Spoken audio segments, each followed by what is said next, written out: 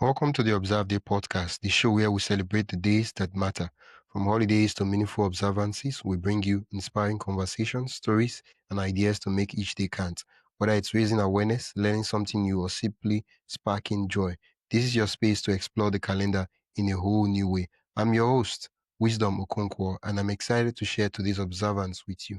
Let's dive in. Joni Marie Iraci is the award-winning author of Vatican Daughter, a riveting novel that exposes corruption and scandal behind the Vatican walls. While telling the moving story of a mother's relentless search for a child, her work is rooted in deep research, including the little-known history of Papal kidnappings of Jewish children in 19th century Italy. Journey's path to authorship is as inspiring as her novels. After raising 3 children and working as a registered nurse, she returned to college later in life, graduating from Sarah Lawrence and earning an MFA from Columbia University at age 65. Today, she stands as a testament to resilience, invention, and the power of following your creative passion at any age. In celebration of National Read a New Book Month, Johnny joins us to talk about the power of fiction to uncover truths, her journey as a later-in-life author, and the importance of telling stories that challenge powerful institutions. Welcome to the podcast, Johnny. Thank you for having me. Yeah. September is National Read a New Book Month. Why do It's you a believe reading book. Why do you believe reading news stories like Vatican Daughter is essential to opening minds to history and resilience? Wow, wait, can you put it up? Oh, yeah, okay. Wow, what's the there's a silhouette behind the text. What's that? That's the Basilica, St. Peter's Basilica. Oh, okay. Yeah. Okay, wow. Um, Yeah. in Vatican and in Rome. Yeah. So when I was at Columbia, I always read, I started reading when I was 4. Okay. So it takes you away from life. And I think we really need that now. It takes you into another world.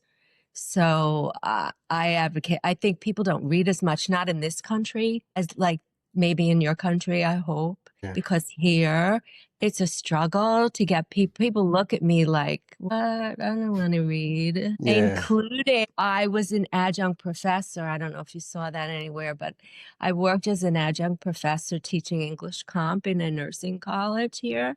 And I asked, and the students were adults. They were studying to be nurses, and they were 35 and up. They were not children. They were not young, college age. Let me put it that way. And they didn't read. I said, "What was the last book you read?" And they said, What's that? I read magazines. Oh my gosh. And because of that, because they don't read, they couldn't write. I think, if you want to write something, even a letter. So I gave them assignments I wasn't supposed to because I had a curriculum I was supposed to follow. Yeah. But they didn't follow it, so they didn't read. And they couldn't write a sentence. There were no verbs. It was enlightening. But we're in a hurried society now in this country where people want instant gratification. So they don't just sit down and take the time. And, it's relaxing reading. Sometimes I fall asleep when I'm reading, not my own books, but other people's books. And I think, that's a problem. They want audio so they can listen in the car and that kind of thing. They just opened a bookstore here. We only have one big mega bookstore in this town. And now these very brave women are opening a bookstore. So I'm hoping I'm going to help them, and I hope they do well because we need it these days. People need to chill, they need to calm down and sit down, and we need a big power failure so they don't have the TV and passive entertainment. What first inspired you to write about a fictional American Pope and the Vatican Daughter, basically? My upbringing is Catholic, and I went to Catholic school for 12 years, and there was a lot of Catholic school. Are you still Catholic? I'm sorry, no. Are you still Catholic? I'm spiritual. I'm not. I saw so much hypocrisy, and I was living in the middle of the scandals that went on, with the pedophilia and all of that. So I taught religion for 8 years as a volunteer, and the priests who I worked under, the parish priests, were always, holier than thou and pontificating about, how you should do things. And all the time they were corrupt. They were both defrocked, they're not priests anymore because they were stealing and living, untoward lives behind the scenes. So, I saw that and I was just thought, I've had enough of this, so I had this idea for the book about 10 years ago.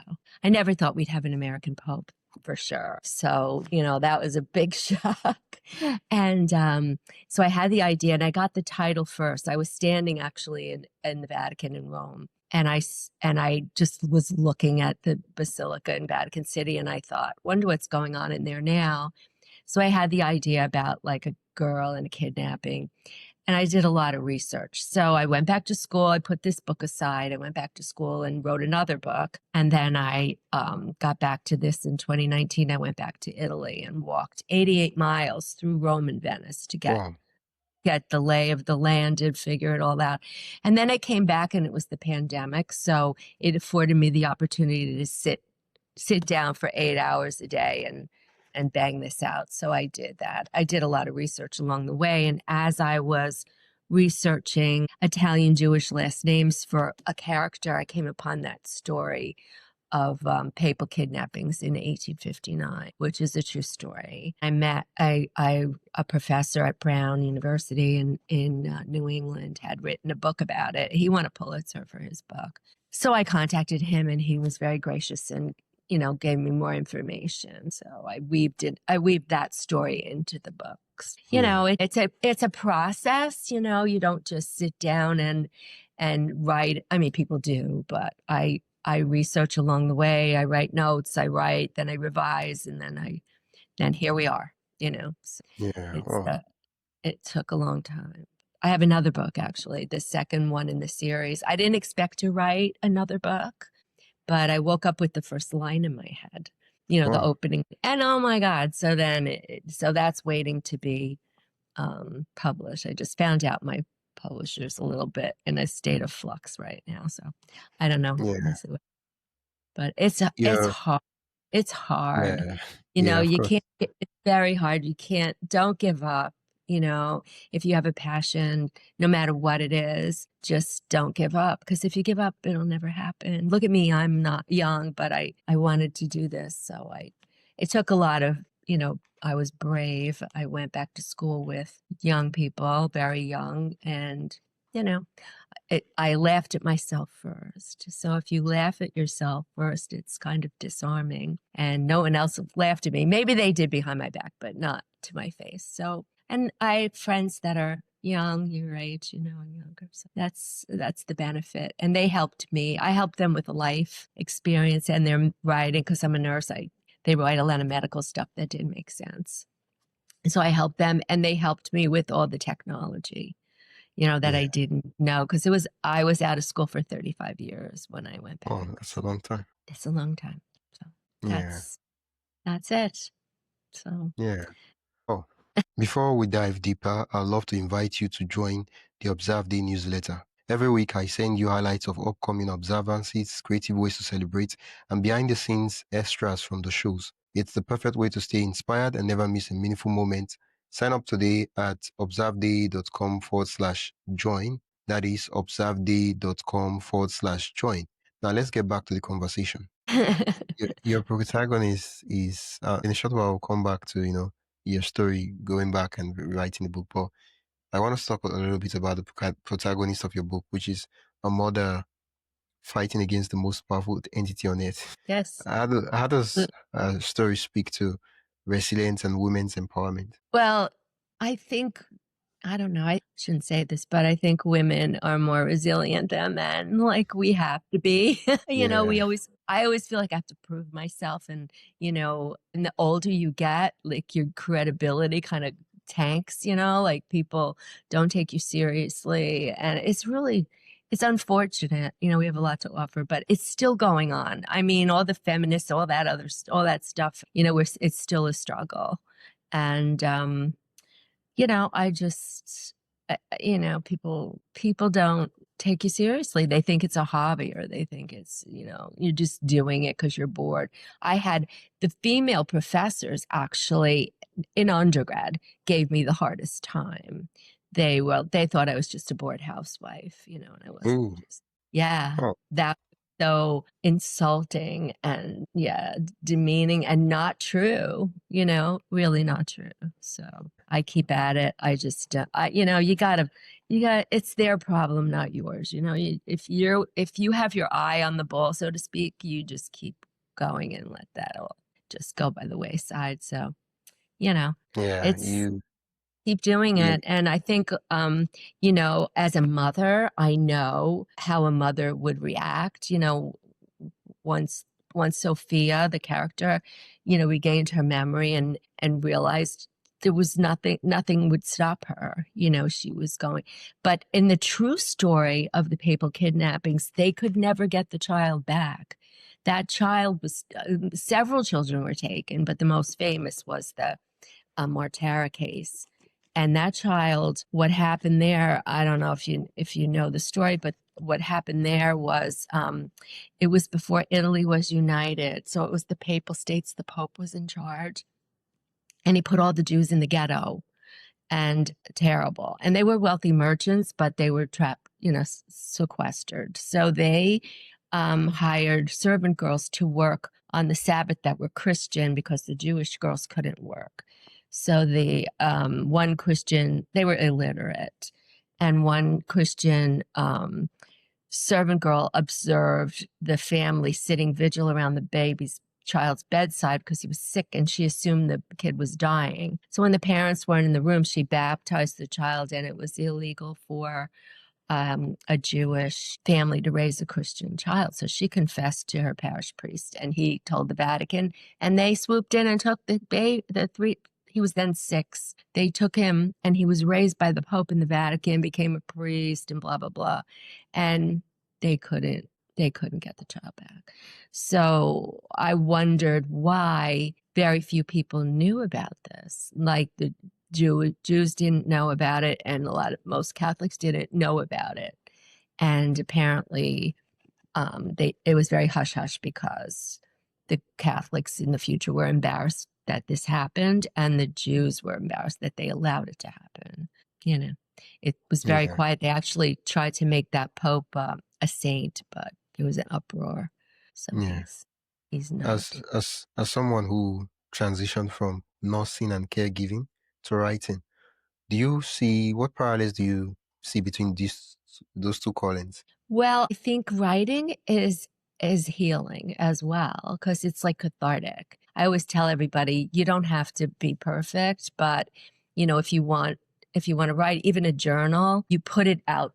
You put your woes somewhere else, not within. So even if you have nobody to talk to, or even if you have people to talk to and their eyes are glazing over because they're not really listening, if you put it out on a piece of paper, or, I think I love to write. I don't like to market. I don't like that part of it. The selling part I'm really bad at. So I have to hire people to help me. And social media makes my hair hurt. That's a whole, I don't know. I grew up with typewriters and whiteout and telephones and things like that. So, yeah, I think it helps me as much as it may help someone else. Like my first book is about abuse, and I've gotten letters saying it helped them because my characters are not victims. I mean, there may be victims in the beginning, but they're survivors. Mm. So that's the underlying message. You can survive, and you don't have to wear a veil of victimhood. You can overcome pretty much anything, so Yeah. with some Many resistance. many readers they turn to fiction for escape. How do you Exactly. balance the suspense and beauty of Italian settings in your novel with the darker truths you reveal? Well, I think, since it's a thriller and there's murder and all kinds of, mayhem in the book, I give the reader a reprieve by taking them on a tour of Italy and taking them to different sites. I know Venice and Rome pretty well. So I know what happens, with the water rising in Venice. I know all about that. So I put those different scenes and restaurants and food. So it gives the reader a time to like relax where they're not tense waiting for some horrible thing to happen. So that's how I handle that. So that's Yeah. What advice? Your story is really inspiring. Really, like this is not me just trying to say like you know this already, so I don't even need to be telling you. I You don't know that. know. It doesn't translate into sales. That's important. It's Yeah, like yeah, I had a big sale in the beginning, and then nobody reads. Apparently, in August, in July and August, nobody reads. How about yeah. that? Go to the beach. Take it to the beach. I don't know. I don't know. I don't know. Uh, uh, You know, uh, it is what it is. people, Sometimes you people, have to trust the universe that it knows what it's doing, I guess. I don't know. I yeah, have to. Otherwise, you get like down in the dumps. yeah. I did prepare a set of lightning round questions for you, and Okay. they're fun and they're quick fire questions that require quick responses.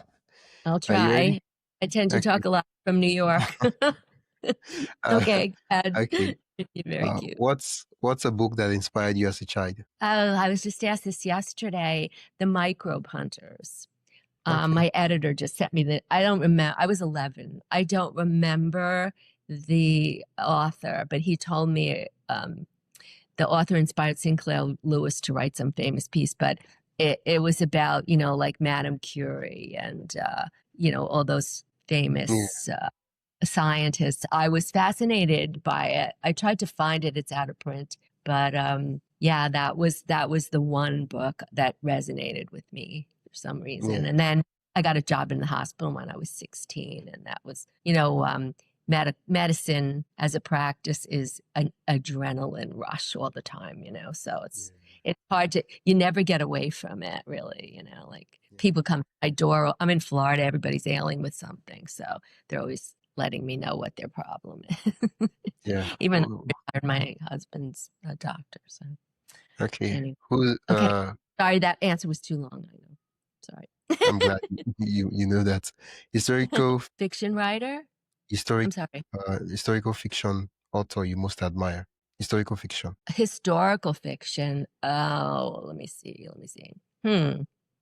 Well, it's not really historical fiction, but I know it's I don't really, let me think. Well, Steve Berry, he writes he wrote the something Medici's. He wrote about the Medici family in Italy. He's a historian. He endorsed my book. He's a Oh, wonderful, wonderful human being. He's unaffected by fame. He sold 27 million books. wow. So every book is based on some history. He's got 27 million copies out there. So I can't really tell you one book per se. And Dan Brown, who I happen to meet, he's got history in his fascinating. So Yeah. those two, yeah. Wow. Wow. What's the favorite Italian setting you wrote into Vatican Daughter? Venice, of course. Venice is my home away from home. I love it. It's Yeah. medieval. What Wonderful. was the hardest part of researching Vatican history? The hardest part. Of researching it. Well, trying to get the truth, about the Vatican. They're very secretive. So to try to really, a lot of it is, of course, it's fiction made up, but Yeah. there are some truths in there. But that's a tough nut to crack because they're sequestered behind a wall, and you don't really know what's going. Yeah. What's one novel everyone should read this month? What's one book everyone should read? One novel, yeah. Well, if you want to read my book, go Vatican ahead. Daughter. Or Yeah. my other book, Reinventing Jenna Rose. Okay. That's set in New York. Okay. What's your proudest moment as a later in life author? Well, graduating from Columbia University, I never expected them to even accept me, So that was like amazing. That was just an amazing feat at, as a senior citizen to do that. If your life today were a book title, what would it be? A book title? Keep on keeping on, I Keeping on. guess. Keeping on, keeping on. Wow, I like that. Keep on keeping on. Okay. You should write a book on that. I'd love I to will. read it. Thank you for the inspiration. Yeah, wow. All through the conversation, we talked about the book Vatican Daughter. Where can we get the book and connect with you?